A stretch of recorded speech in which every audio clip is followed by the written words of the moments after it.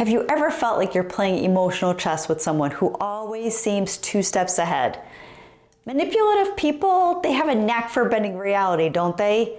And they make you question your decisions and somehow always end up getting their way. It's frustrating, right? But what if I told you that the best way to beat them isn't by playing harder, but by playing smarter? So by the end of this video, you will have 5 science-backed strategies to push back against manipulation with pretty much anyone.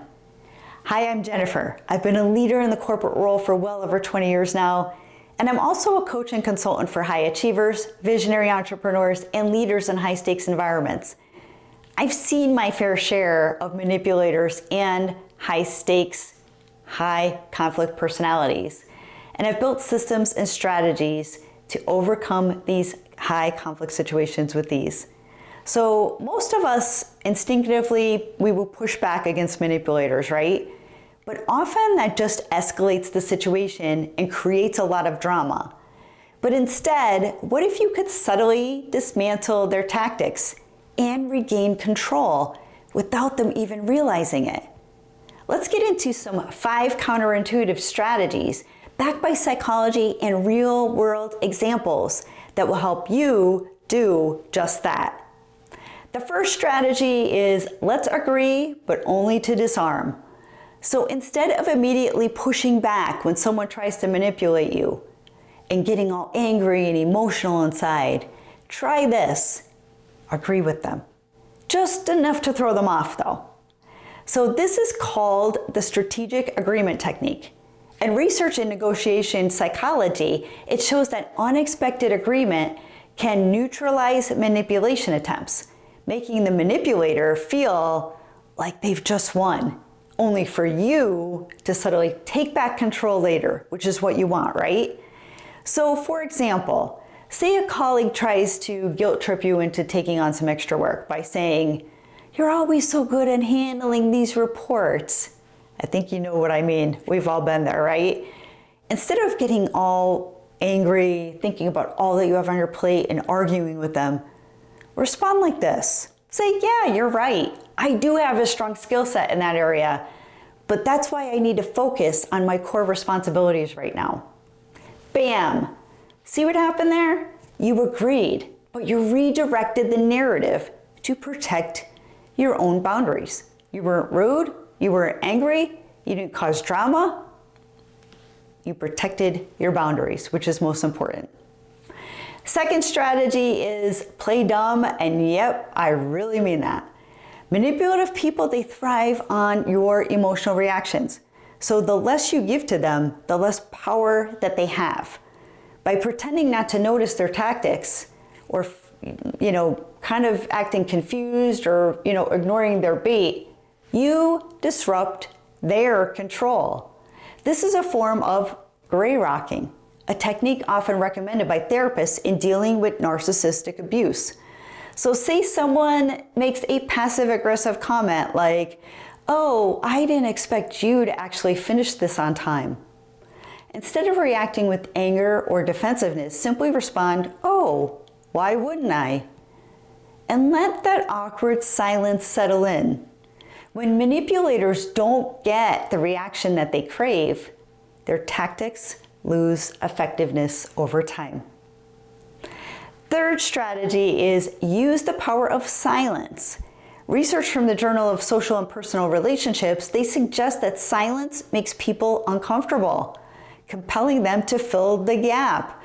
And it often exposes their own inconsistencies, their own insecurities. And when you think about it, I think we're all uncomfortable with silence sometimes, right? We try to have some petty talk even when we're with someone if everything is quiet, right? So instead of defending yourself against the manipulator and their twisted narrative, try by just pausing and being quiet. Let them scramble for words to justify their actions. It's awkward, isn't it? This works exceptionally well in negotiations or confrontations. So if someone tries to pressure you into making a quick decision, pause, take a breather, Take that 6-second breath if you need to. Count to 5 or 6 in your head before responding. The discomfort of silence often forces them to over-explain, backtrack, or reveal their true intentions, right? A fourth strategy is ask questions instead of making statements. So instead of arguing, start asking thought-provoking questions, such as, what do you mean by that? Or can you clarify? Studies in cognitive psychology, they indicate that open-ended questions, they force people to slow down and reflect, often making manipulative tactics unravel under their own weight. So, for example, if someone tries to gaslight you by saying, you're overreacting, you're too sensitive, counteract that with, well, can you explain exactly what you mean by that? Instead of getting drawn into their emotional battle and all of the drama, you put the burden of proof back on them, something manipulators don't like, and they will squirm like you've never seen. The fifth strategy is mirror their words, but not their behavior. So a fascinating study on interpersonal dynamics by Stanford, they found that subtly mirroring someone's words, not tone or emotions, it increases your influence over them. So manipulators, they expect that pushback. But when you reflect on their phrasing, how you're phrasing it back to them, they feel heard, believe it or not. And ironically, it makes them more likely to back off. So for instance, if a manipulator says, I think you should really reconsider this, respond with, so, you think I should reconsider? And just pause and wait for them to respond. This forces them to elaborate, often revealing weak points in their argument. And here's a bonus tip. Use time to your advantage. Manipulators, they often rely on urgency. They want things done quickly, and they push you to make hasty decisions oftentimes. But combat this with delaying your response. A simple, I'll need some time to think about that. It instantly reduces their ability to pressure you. Research in behavioral psychology shows that people are less likely to make impulsive decisions when they create a pause between stimulus and response. And how many of us have been impulsive with making decisions? I know I've been there, and sometimes there's periods of time that I feel like I'm doing it a lot more than others. But we need to step back, stop the music for a few minutes, and just breathe and really think through things, right? It could be crazy, right? But these strategies work because they short-circuit the manipulator's game plan. Instead of engaging in a losing battle, you subtly shift the power dynamic without them even realizing it, because you're doing it in such a nice and friendly way.